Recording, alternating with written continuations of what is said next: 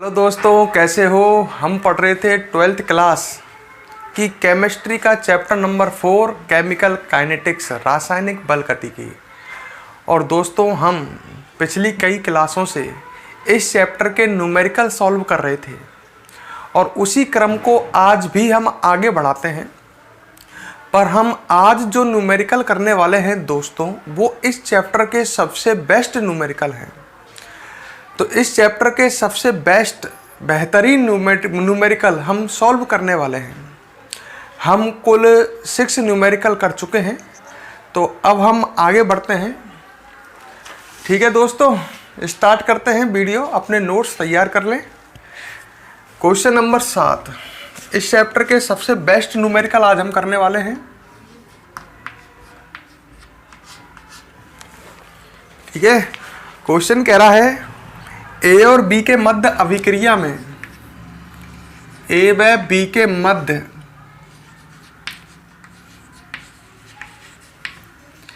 अभिक्रिया में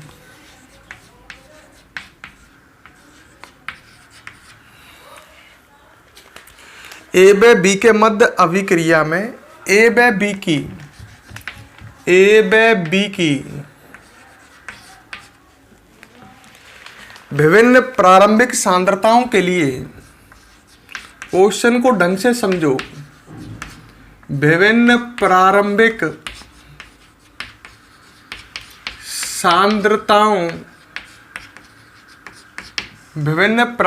सांद्रताओं के लिए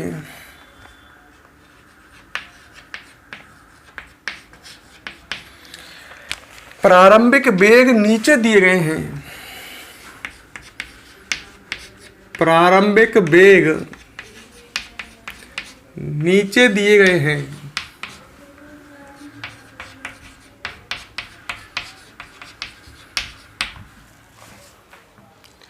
ए और बी के प्रति अभिक्रिया की कोटि क्या है? ए व बी के प्रति अभिक्रिया की कोटि क्या है? तो ये क्वेश्चन है अपना। अच्छा, अभी ये और है इसमें नीचे कुछ। क्वेश्चन क्या कह रहा है कि ए और बी के मध्य कोई अभिक्रिया हो रही है, ए और बी के मध्य, और ए और बी की विभिन्न प्रारंभिक सांद्रताओं के लिए प्रारंभिक वेग दिए गए हैं। वो अभी दूंगा मैं आपको। हमें ज्ञात क्या करना है? ए और बी के प्रति अभिक्रिया की कोटि। समझ में आएगा। इंपॉर्टेंट क्वेश्चन है, पेपर में ऐसे क्वेश्चन आने के बहुत चांस रहते हैं। इस चैप्टर के सबसे बेस्ट क्वेश्चन है ये। अच्छा, एक सारणी बना रखी है नीचे। सारणी का पहला कॉलम मैं बना रहा हूं। ये ए दे रखा है और ए की सांद्रता दे रखी है, पीछे लिख रहा है मोल प्रति लीटर। अब मोल प्रति लीटर लिख रहा है तो इसका मतलब ये क्या दे रखी है? ए की सांद्रता। मात्रक मोल प्रति लीटर सांद्रता का ही होता है। फिर इसके नीचे दे रखी है बी की सांद्रता, पीछे लिख रखा है मोल प्रति लीटर। अब मोल प्रति लीटर लिख रहा है मतलब बी की सांद्रता है। फिर है R0 मतलब प्रारंभिक वेग। जीरो किसको प्रेजेंट कर रहा है? प्रारंभिक वेग को। और इसका मात्रक लिख रहा है वही mole litre inverse second inverse. वेग है तो वेग का मात्रक यही होता है। ठीक है। अच्छा, अब आगे देखते हैं। तो ये इसमें सब चीज़ समझ गए होंगे इस कॉलम में आप। ये ए की सांद्रता, बी की सांद्रता और ये प्रारंभिक वेग, अभिक्रिया का वेग है मतलब। अच्छा, इसकी जब प्रारंभिक सांद्रता 0.20 है और इसकी जब प्रारंभिक सांद्रता 0.30 है, तो अभिक्रिया का वेग दे रखा है 5.07 × 10⁻⁻5। क्लियर? मतलब जब ए की सांद्रता प्रारंभिक 0.20 और बी की प्रारंभिक सांद्रता हम 0.30 लेते हैं, तो अभिक्रिया का प्रारंभिक वेग इतना आता है। क्लियर? अच्छा, अगर हम ए की प्रारंभिक सांद्रता 0.20, बी की प्रारंभिक सांद्रता 0.10 लेते हैं तो अभिक्रिया का वेग तब भी इतना ही रहता है। ठीक है। अच्छा, और तीसरा दिया है जब ए की सांद्रता हम 0.40 लेते हैं, बी की सांद्रता हम 0.05 लेते हैं, तो अभिक्रिया का वेग 1.43 इंटू 10⁻⁻⁴ आता है। और ये सारणी हमको उसने दे रखी है। सारणी में देख लो क्या दिया है। सारणी में ए की सांद्रता, बी की सांद्रता और अभिक्रिया का प्रारंभिक वेग दिया है। जब ए की सांद्रता 0.20 है और बी की सांद्रता 0.30 है, उस समय अभिक्रिया का प्रारंभिक वेग इतना है। जब ए की सांद्रता 0.20 है, बी की सांद्रता 0.10 है, तो वेग इतना है। समझ गए ना आप तीन?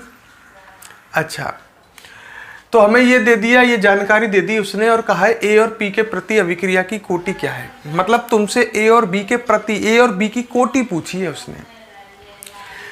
मान लो इस अभिक्रिया का जो दर नियम है, ये अभिक्रिया जो भी है ए और बी के मध्य हो रही है, और इस अभिक्रिया का दर नियम, तो ए और बी के मध्य जब अभिक्रिया हो रही है, तो दोस्तों आप समझ सकते हो इस अभिक्रिया में ए और बी जो है ये क्रिया कारक हैं।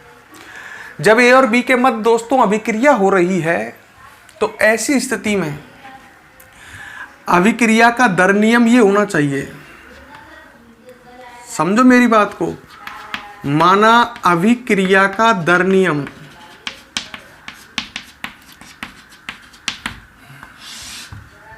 R बराबर के ए की घात P और B की घात Q। क्रिया कारक हैं ए और बी, तो ये दर नियम होना चाहिए। अच्छा, ये दर नियम कंप्लीट कब होगा? अगर हमें P और Q के मान पते लग जाएं, जैसे P का मान 1 और Q का मान 2, तो ये दर नियम कंप्लीट हो जाएगा। तो हमें P और Q ही तो ज्ञात करने हैं। उसने कहा है A के प्रति अभिक्रिया की कोटि और B के प्रति, मतलब A और B की ये जो कोटि है ये ज्ञात करनी है आपको। और जब ये कोटि आप ज्ञात कर लोगे, जैसे ये आगे कोटि 1 और ये आगे कोटि 2, तो वास्तविक दर नियम आपके सामने आ जाएगा। तो आप समझ गए होंगे आपको क्या करना है। P और Q ज्ञात करनी है। P है A की कोटि कह लो या A के प्रति अभिक्रिया की कोटि कह लो, और Q है B के प्रति अभिक्रिया की कोटि।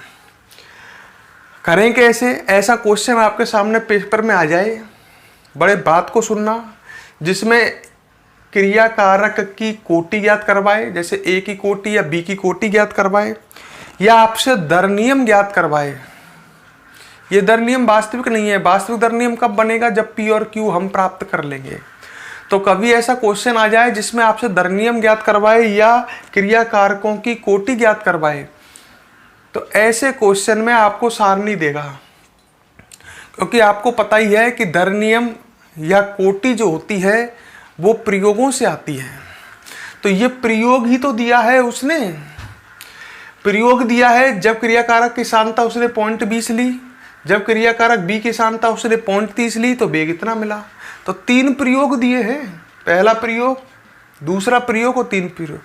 और प्रयोगों से दर नियम या कोटि निकलती है। कैसे निकलती है वो बात मैं एक बार थोड़ी सी हिंट के रूप में आपको पहले भी बता चुका हूँ।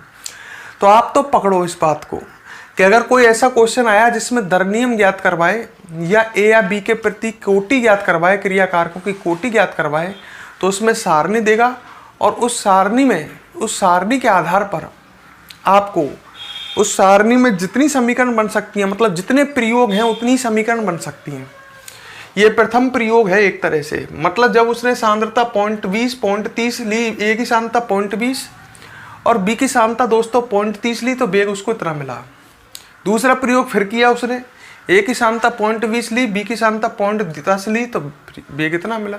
3 प्रयोग किए गए हैं कुल मिला के। जितने प्रयोग उतनी ही आपको समीकरण बनानी है। ऐसे क्वेश्चनों में क्या करना है, दोबारा सुन लो, जितने प्रयोग उतनी ही समीकरण बनानी है। तो पहले प्रयोग से समीकरण बनाएंगे अपन। अभिक्रिया का वेग कितना दे रखा है, ये वेग ही तो है, चाहे प्रारंभिक वेग हो, पर है तो वेग। प्रारंभिक वेग क्यों है? क्योंकि ये प्रारंभिक सांद्रता है, स्टार्टिंग में ली गई सांद्रता है, तो उस समय प्रारंभिक वेग ही आएगा। तो प्रारंभिक वेग कितना दिया है? 5.07 इंटू 10⁻⁻5 बराबर, समीकरण बना रहा हूं मैं, ये है ही अपने पास। इस फॉर्मेट में समीकरण बनाएंगे अपन। के है नहीं इसमें, तो के लिख दिया। ए की सांद्रता, ए की सान्द्रता कितनी है 0.20। पहले प्रयोग से समीकरण बना रहा हूँ, घात P, और बी की सांद्रता कितनी है 0.30 घात Q। ये समीकरण नंबर 1 मान के छोड़ दिए। क्लियर? ऐसे ही दूसरे प्रयोग से बनाएंगे। अब भी वेग 5.07 इंटू 10 की पावर -5 ही है के। अच्छा, ए की सांद्रता कितनी दे रखी है इसमें 0.20 और बी की सांद्रता कितनी दे रखी है 0.10। घात लग जाएंगी पी और क्यू। समीकरण नंबर बन गई 2। ऐसे ही तीसरे प्रयोग से तीसरी समीकरण बन सकती है। वेग कितना है? वेग है 1.43 इंटू 10 की पावर -4 बराबर के। कितनी सांद्रता है? ए की 0.40, बी की सांद्रता कितनी है 0.05। उधर देखो इधर देखो, और घात लग जाएगी पी और क्यू।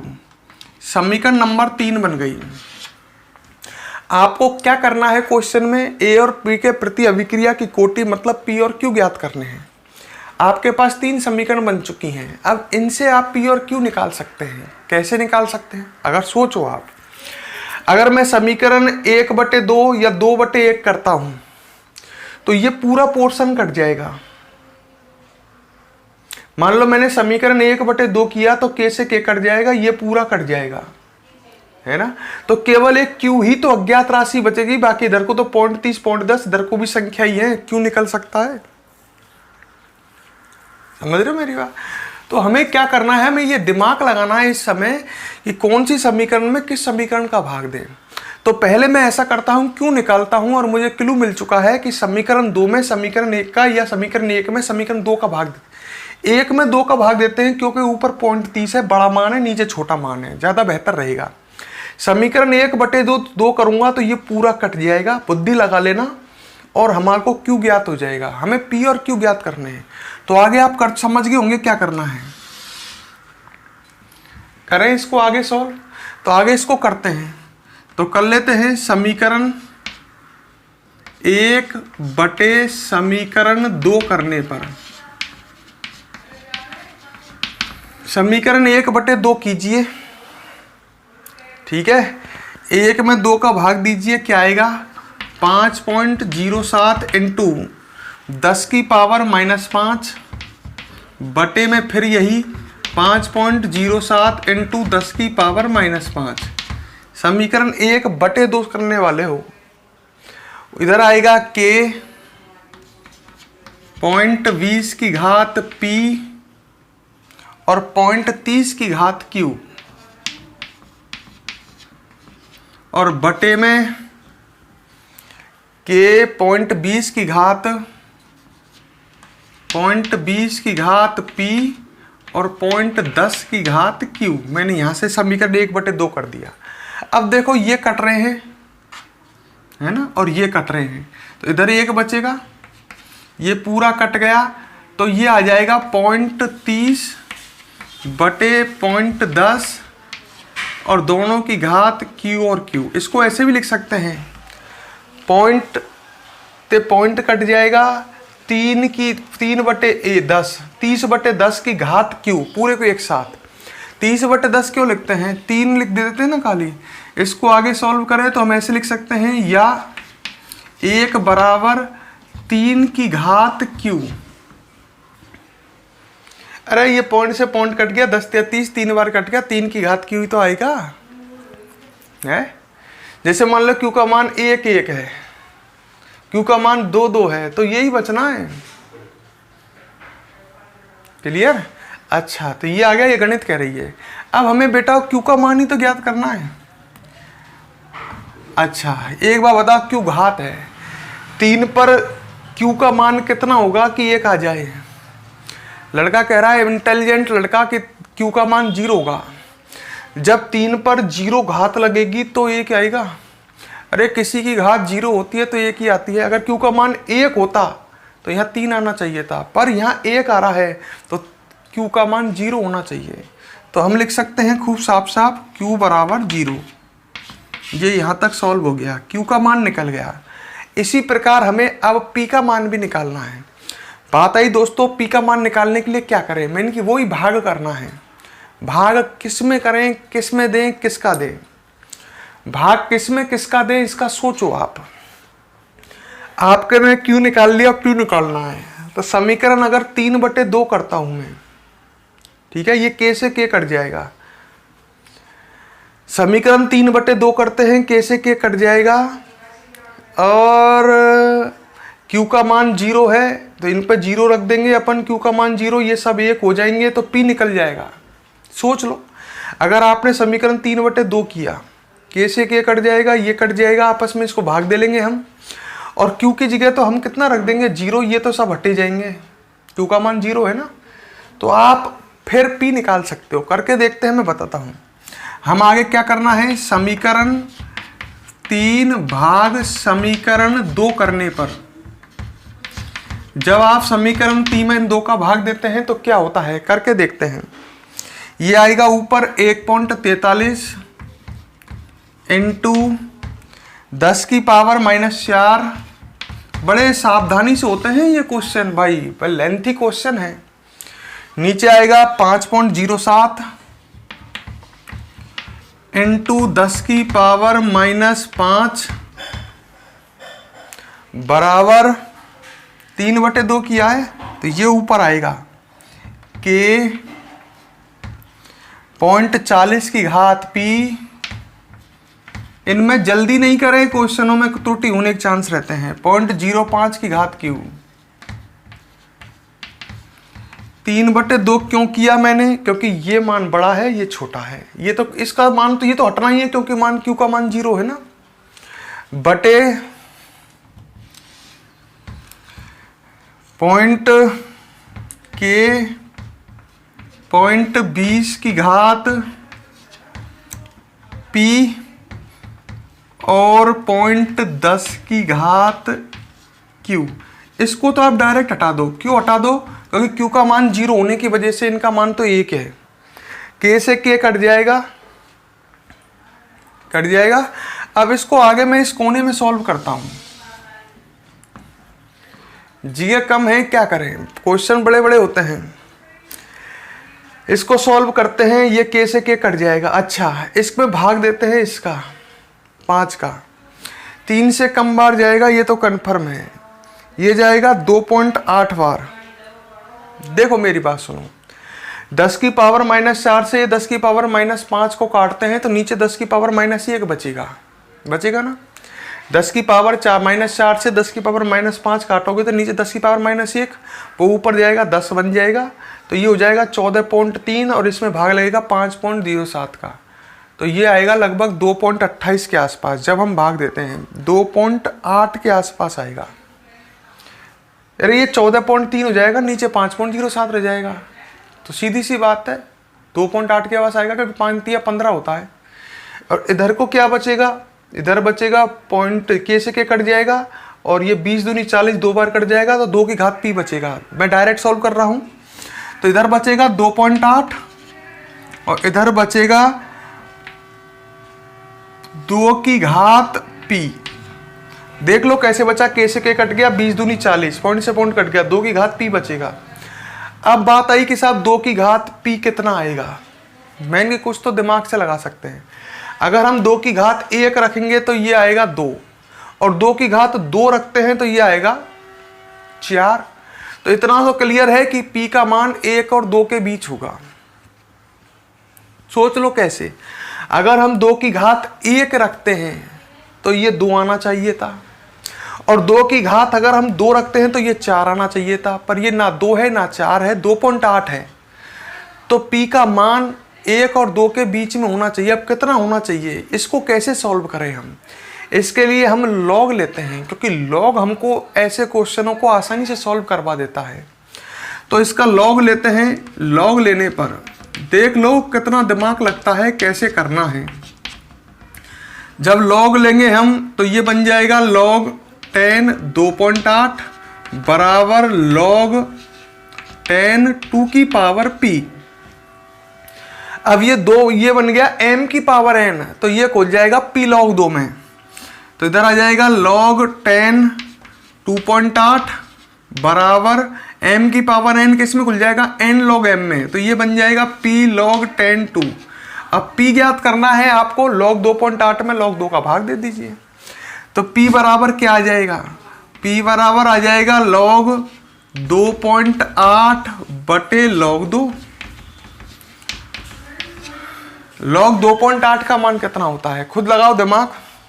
log 2 का मान कितना होता है, log 2 का मान 0.4772 होता है, 2 का मान 0.4770 log 2 का, और log 3 का मान कितना होता है, सॉरी गलत लिख दिया, log 2 का मान होता है 0.3010 और 3 का मान होता है 0.4770। ठीक है, तो ये 2.8 है, log 2.8, और log 2.8 जो है दोस्तों, आप थोड़ा सा दिमाग लगाओ, ये 2.8 जो है ये लगभग समान है 3 के आसपास है, तो ये तो फिक्स है कि log 2 का मान 0.3010 है और log 3 का मान 0.4770 है, तो log 2.8 का मान थोड़ा सा इससे कम आएगा, ये 0.47 है, हम इसको 0.44 मान लेते हैं, लगभग में करना पड़ेगा आगे सॉल्व, तो लगभग में 0.44 मान लेते हैं। ठीक है, log 2 का मान 0.44 मान लिया और log 2 का मान 0.3010 है, ये 0.30 मान लिया। अब आप 30 का भाग दोगे जब इसमें लगभग 1.4 आएगा, पॉइंट से पॉइंट कट जाएगा, तो p का मान आ जाएगा 1.4। हमको ये दोनों ही चीज़ सॉल्व करनी थी, p और q हमें मिल चुके हैं। ये तो है a और b की कोटि या a और p के प्रति अभिक्रिया की कोटि। आप चाहते तो दर नियम भी अब लिख सकते हो, वास्तविक दर नियम। p ऐसे लिखोगे r बराबर k a की घात p, p का मान कितना रखोगे 1.4, और b का मान b की घात q का मान कितना रखोगे आप, q का मान 0। तो ये अभिक्रिया का दर नियम है, और आप देख सकते हो आप कि दर नियम जो है ये प्रयोगों से निकल रहा है, कोटि जो है ये प्रयोगों से निकल रही है, इसलिए मैं कह रहा था कोटि प्रायोगिक मान है। शानदार क्वेश्चन है, सिंपल सा ट्रिक समझो कि आपको इस तरह से अगर कोई ऐसा क्वेश्चन आए जिसमें आपसे अभिक्रिया की दर नियम पूछे, अभिक्रिया की कोटि पूछे, अगर मैं पूछूं इस अभिक्रिया की कोटि कितनी है, तो आपको पता चल गया कि P और Q का मान है 1.4 और 0, तो अभिक्रिया की कोटि आएगी 1.4। अभिक्रिया की कोटि क्या होती है, क्रिया कारकों की सांताओं की घातों का योग, अभिक्रिया की कोटि भी 1.4 है।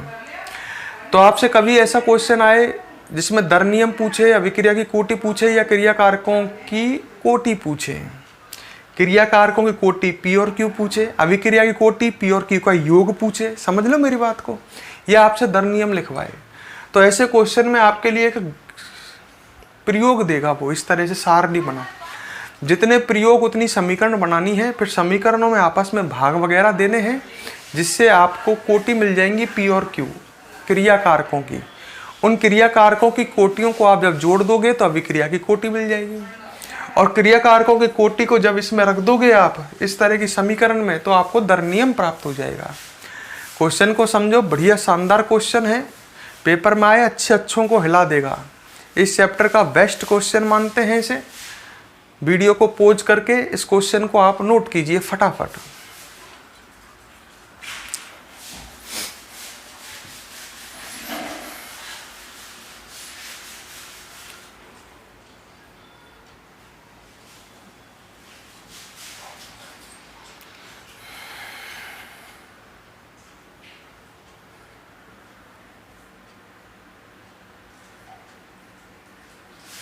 इसको मिटा देता हूं, ये वैसे ही लिखा हुआ है, कई लड़के इसको भी लिख लें। देखो आंसर यहां से चालू हो रहा है, यहां से है ना, और यहां से कंप्लीट, यहां तक तो क्वेश्चन ही है।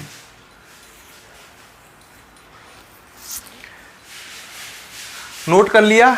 अब ऐसा ही एक क्वेश्चन और बुक का शानदार क्वेश्चन है, मैं इसको समझाता हूं।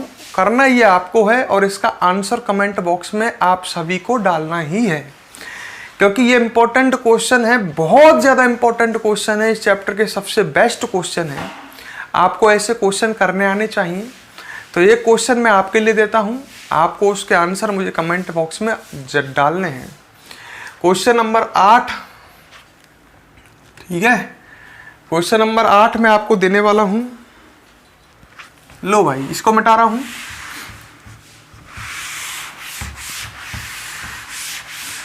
दोस्तों इस चैप्टर में बहुत ज़्यादा क्वेश्चन हैं। मैं अभी देख चुके हो आपकी 4-5 वीडियो बन चुकी हैं, क्वेश्चन ही कंटिन्यू चल रहे हैं। पूरे क्वेश्चन किसी भी हालत में संभव नहीं है कि आपको कराएं। क्लास में तो कराए जा सकते थे, तो सेलेक्टेड क्वेश्चन कराए जा रहे हैं। भाई बहुत ज़्यादा क्वेश्चन है। अब तुम सोच सकते हो कि एक ही क्वेश्चन कितना बड़ा होता है। 20-25 मिनट एक क्वेश्चन में ही जाती है। अगर हम 50 क्वेश्चन करें तो भाई हम आगे ही नहीं बढ़ पाएंगे। क्लास में हम करा देते हैं, पर यहाँ वीडियो बन रही हैं, वो लेंथी हो जाती हैं। चलो भाई अगला क्वेश्चन की ओर बढ़ते हैं। अभिक्रिया दे रखी है क्वेश्चन नंबर 8, आपको करना है पर पहले समझ लो। अभिक्रिया ये दे रखी है 2a + b से बन रहा है c + d। ये आपके बुक के ही क्वेश्चन हैं, ठीक है। आगे कह रहा है अभिक्रिया के लिए निम्न परिणाम प्राप्त हुए। इस अभिक्रिया के लिए निम्न परिणाम प्राप्त हुए। निम्न परिणाम प्राप्त हुए, ठीक है। आगे क्या कह रहा है, अभिक्रिया का वेग नियम, वेग नियम मतलब दर नियम, वह वेग स्थिरांक ज्ञात कीजिए। अभिक्रिया का वेग नियम, आप तो केवल वेग नियम, चलो वेग स्थिरांक भी लिख ही देता हूँ। वेग नियम व वेग स्थिरांक ज्ञात कीजिए। पूरी मेहनत कीजिए, चलो कोई बात नहीं, पूरी मेहनत, बहुत टाइम लगेगा पर करना है आपको। पहले समझेंगे हम पे से। तो एक अभिक्रिया दे रखी है, उसके लिए भी सारणी देगा और अभिक्रिया का वेग नियम मतलब दर नियम निकलवा रहा है। दर नियम ऐसे लिखोगे, ये क्रिया कारक है ही है इसमें A और B। अब आपको P और Q प्राप्त करने हैं और P और Q को जब आप इसमें लिख दोगे तो अभिक्रिया का क्या आ जाएगा, दर नियम। सही है, P और Q ज्ञात करने, सीधी सी बात है। P और Q को आप इस समीकरण में रख दोगे, ये दर नियम आ जाएगा। और आपको वेग स्थिरांक K भी ज्ञात करना है, ठीक है। ये K भी ज्ञात करना है जो इसमें दे रखा है। आगे क्या कह रहा है, अब प्रयोग दे रहा है आपको। मैंने कहा था प्रयोग देगा। ये लो भाई प्रयोग, 4 प्रयोग दिए हैं, फर्स्ट, सेकंड, थर्ड और फोर्थ, 4 प्रयोग दिए हैं, ठीक है। इधर दे रखी है A की प्रारंभिक सांद्रता, 0 लगा रखा है, 0 मतलब प्रारंभिक सांद्रता। फिर दे रखी है B की प्रारंभिक सांद्रता, और फिर दे रखा है इधर अभिक्रिया का वेग, अभिक्रिया का वेग दे रखा है। तो आपके पास इसमें 4 कॉलम हैं, मतलब 4 प्रयोग दिए हैं, फर्स्ट, सेकंड, थर्ड और फोर्थ। सारणी उल्टी है, थोड़ी सी घबरा मत जाना। जब इसकी सांद्रता 0.1 लेते हैं और इसकी सांद्रता भी जब B की 0.1 लेते हैं तो अभिक्रिया का वेग मिलता है 6 × 10⁻³ तो ये तो एक समीकरण बन जाएगी इससे, हर प्रयोग से एक वही बनेगी, समझ गए ना। माना अभिक्रिया का दर नियम ऐसे लिखोगे, सही है। और आपको करना क्या है, वेग की जगह वेग आ जाएगा, के है ये, A की जगह 0.1, B की जगह 0.1 और Q लग जाए एक। ऐसे ऐसे 4 प्रयोगों से 4 समीकरण बनेंगे, ठीक है। सेकंड दिया है 0.3, 0.2 में एक बार में भर देता हूँ इसको, 0.3, 0.4, 0.3, 0.4 और लास्ट में दिया है 0.4, 0.1, ठीक है। और इधर को दिया है वेग दिए हैं 7.2 × 10⁻², 2.88 × 10⁻⁻1 और लास्ट में देख रखा है 2.40 × 10⁻²। यहाँ क्वेश्चन हो गया। तो आपको करना क्या है, वही 4 समीकरण बनानी है, इससे 1, इससे 2, इससे 3 और इससे 4, सही है। एक समीकरण बना के बता देता हूँ मैं, माना वही इधर कर देता हूँ हल्का सा, फिर मिटा दूंगा मैं। दर नियम, दर नियम आप ऐसे लिखोगे, माने इस अभिक्रिया का दर नियम R = K A की घात P और b की घात q। ठीक है। अच्छा, r का मान 6 × 10⁻³ बराबर के। a की सांद्रता कितनी दे रखी है? 0.1। और b की सांद्रता कितनी दे रखी है? 0.1। ऐसे 4 समीकरण बनानी है। फिर अपना दिमाग लगाना किस समीकरण में किसका भाग दें कि हमें p और q मिल जाए।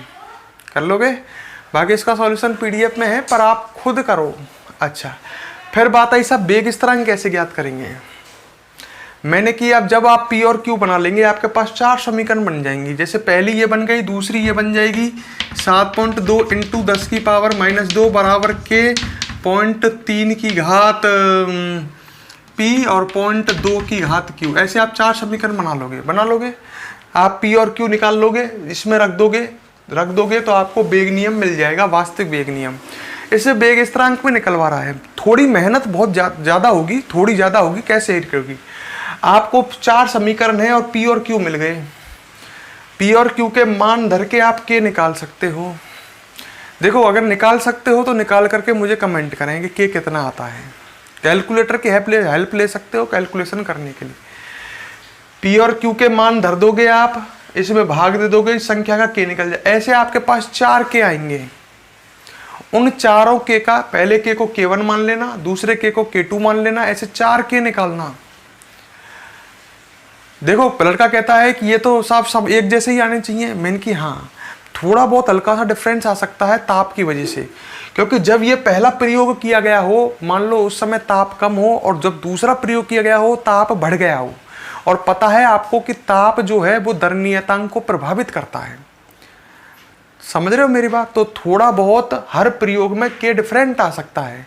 इसलिए हम क्या करेंगे, 4 के निकालेंगे 4 समीकरणों में। इसके आधार पर p और q के मान आपके पास है ही हैं, उनको धर के आप 4 के निकालोगे, फिर उनका एवरेज निकालोगे। जैसे आपके पास 4 के आए, मान लो 2, 3, 4, 2, समझ गए, 2, 2.1, एक आया आपके पास 19.9 और एक आया मान लो 2 आया, तो 4 के आ गए आपके पास।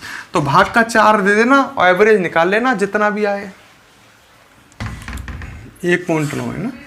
जैसे आपके पास 4 समीकरण से 4 के मिल जाएंगे, उनका एवरेज निकाल लेना, वो के होगा उसका। इस अभिक्रिया का के मतलब वेग स्थिरांक। तो बहुत मेहनत है भाई। के थोड़ा बहुत चेंज हो जाता है हर प्रयोग में ताप की वजह से, ताप के वेरिएशन की वजह से। तो समझ गए होंगे। इसको आप मुझे सॉल्व करो, शानदार क्वेश्चन है, करके बताओ, मजा आएगा।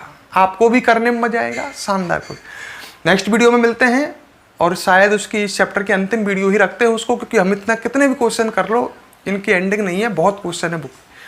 आपका पास मेरा व्हाट्सअप नंबर है, आप क्वेश्चन कर सकते हो जब आपको टाइम मिले। और मुझे कोई भी समस्या है मुझे आप व्हाट्सएप पर डाल दो, मैं आपको उसके सॉल्यूशन उपलब्ध करा दूंगा। ठीक है दोस्तों, नेक्स्ट क्लास में मिलते हैं। Good morning.